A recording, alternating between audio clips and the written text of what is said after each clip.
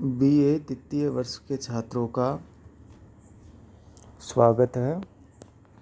मैं ओम प्रकाश शर्मा, सहायक आचार्य भूगोल,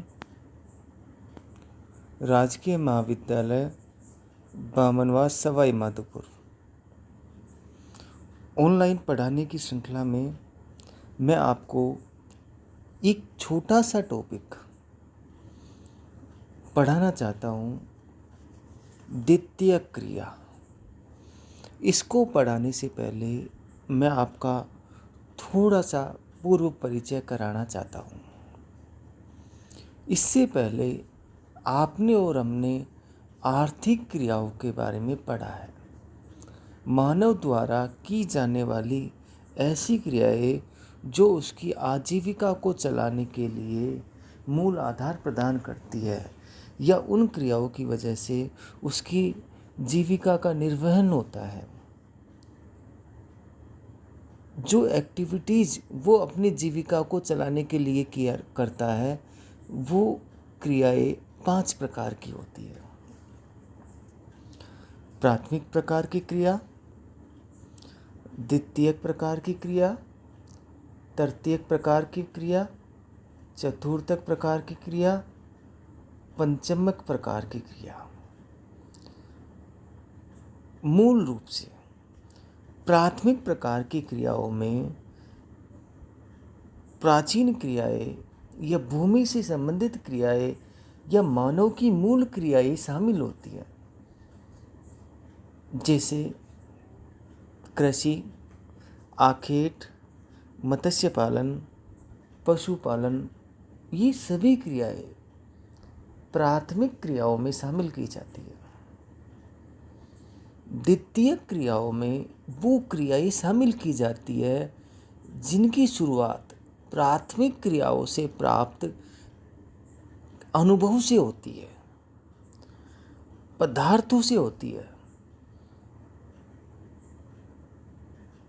प्राथमिक क्रियाओं के क्षेत्र से प्राप्त पदार्थ का रूप बदलने की क्रिया द्वितीय क्रियाओं में शामिल होती है। उनसे किसी भी प्रकार का पदार्थ बनाने की क्रिया द्वितीय क्रियाओं में शामिल होती है।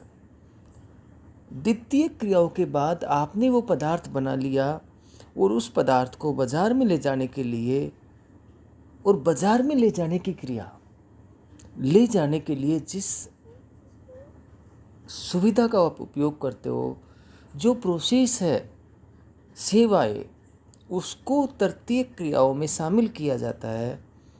और चतुर्थक क्रिया और पंचमक क्रिया ये उच्च स्तरीय सेवाएं हैं।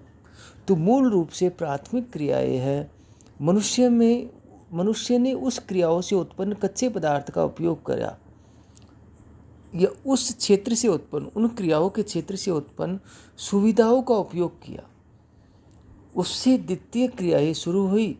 द्वितीय क्रियाओं के बाद सेवा का कार्य शुरू होता है। सेवाएं, शुरुआती सेवाएं और उच्च स्तरीय सेवाएं। तो तृतीयक, चतुर्थक और पंचमक क्रियाएं या क्रियाओं के क्षेत्र सेवाओं के क्षेत्र है। इनमें सेवाओं को शामिल किया जाता है। अब इन क्षेत्रों में काम करने वाले श्रमिक हैं, उनको अलग अलग कॉलर से दिखाया जाता है।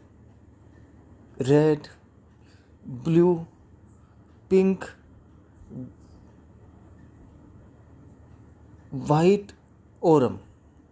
ये अलग अलग क्रियाओं के क्षेत्र में जो श्रमिक काम करते हैं, उनको दिखाने के लिए इन कॉलर्स का उपयोग किया जाता है, इन रंगों की कॉलर्स का उपयोग किया जाता है। तो द्वितीय क्रियाएं प्राथमिक क्रियाओं जैसे कृषि, एग्रीकल्चर, कृषि प्राथमिक क्रियाओं में शामिल होता है। वानिकी, फॉरेस्ट्री, पेड़ पौधे और उनकी सुरक्षा। मत्स्यन, मछली पालन, उसमें सभी प्रकार का मछली पालन आ गया, खारे जल का हो चाहे मीठे जल का हो। तथा खनन, माइनिंग, भूमि से किसी भी प्रकार के पदार्थ को खोद करके निकालने की क्रिया खनन कहलाती है। और इनसे प्राप्त उत्पादों का प्रसंस्करण, प्रोसेसिंग, आफ्टर रोल, उसके बाद उत्पादन के बाद उस पदार्थ पर जो कार्य किया जाता है उसका रूप बदलना आदि कार्य करके नवीन उत्पादों का निर्माण करना द्वितीय क्रिया कहलाती है। तो प्राथमिक क्षेत्र से जो पदार्थ, जो सेवा आपको प्राप्त हुई है उसका रूप बदलने के बाद वो सेवा या वो पदार्थ द्वितीय क्षेत्र की क्रिया कहलाता है। ये क्रियाएं वर्तमान अर्थव्यवस्था का मूल आधार बन गई है, क्योंकि ये क्रियाएं उद्योग और विनिर्माण की क्रियाएं हैं।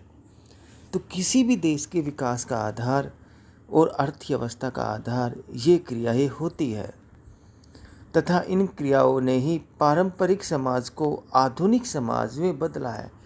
पारंपरिक समाज जो परंपरा से जीवन निर्वाहन करता था, जो कृषि पर निर्भर था या आखिर टाइप की अर्थव्यवस्था पर निर्भर था, इन द्वितीय प्रकार की क्रियाओं की वजह से उस समाज में चेंज आया है और चेंज आने से वो आधुनिक समाज में बदला है।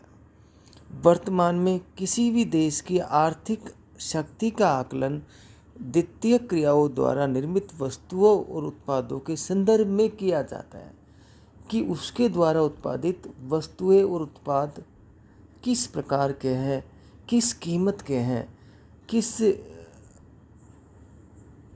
प्रक्रिया से बनाए जाते हैं। इन सभी की वजह से उस देश का आर्थिक शक्ति का आकलन होता है।